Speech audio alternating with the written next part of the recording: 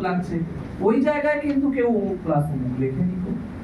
ওই জায়গাতে কোনো তার নতুন শেখা ওই যে বাংলা ব্যান্ডের গান হয় যে সদ্য শেখা গালাগালি তো সেখানে লেখেনি কো, লেখে ওটা সেই রং চটে যাওয়া জায়গাটাতে।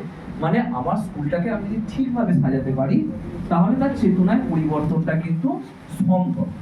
এইবার এনজিওকে কেন নেবো, সিএসআর ফান্ড কেন ইউজ করব না, আজকে ইকো ফ্রেন্ডলির কথা বলা হচ্ছে।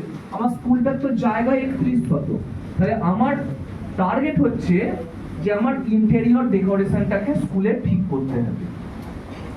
স্টার্টআপ ফাউন্ডেশন এসে বন্দিতলায় আসুক, যে আমার স্কুলে প্রত্যেকটা ক্লাসরুমে একটা করে গাছ থাকে এবং একটা করে ডাস্টবিন থাকে।